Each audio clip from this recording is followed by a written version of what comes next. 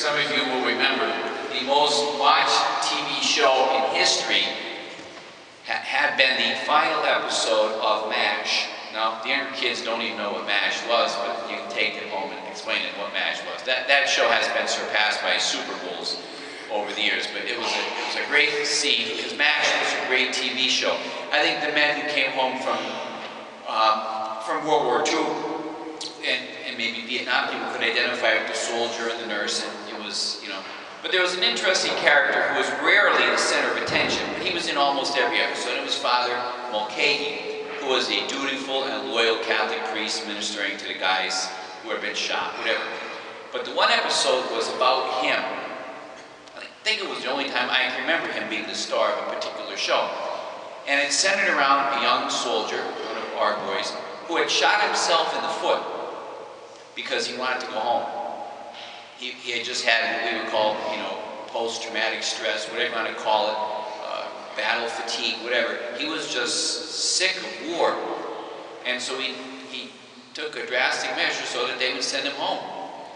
And Father Mulcahy was talking to the kid, giving him a little pep talk about you're serving your country, and you want to be a good soldier and all that, all of which was true. And the kid looks up at Father Mulcahy and says, "Father, can I ask you a question?" He said, "Anything."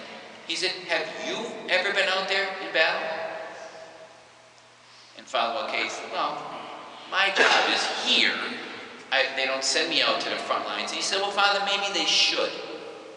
Because then you'll know what it's like to be out there where bombs are landing all about you. And the next one might have your name on it. And they'll send you home to your mom and dad in a box." And he told them what war is like with gunfire and bullets. And all Father Mulcahy could do was look at him and say, "The kid is right. The kid is right. I've never been in war. I've never been out there where the rubber meets the road."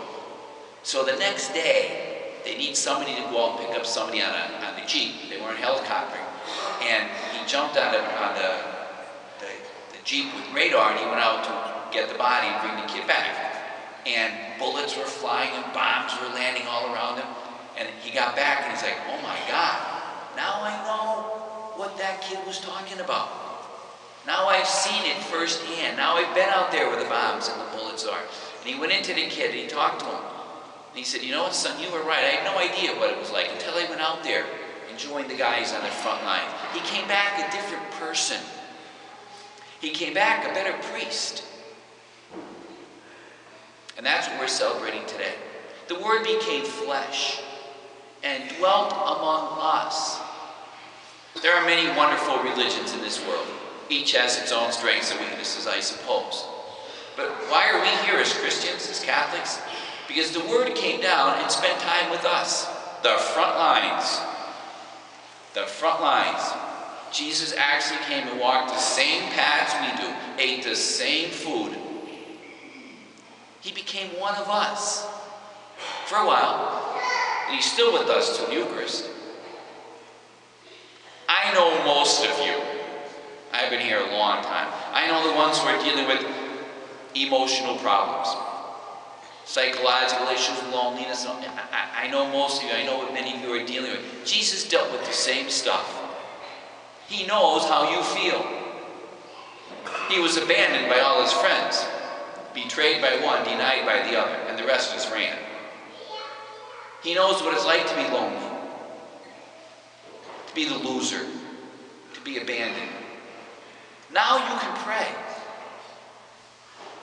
because Jesus knows what you're going through today.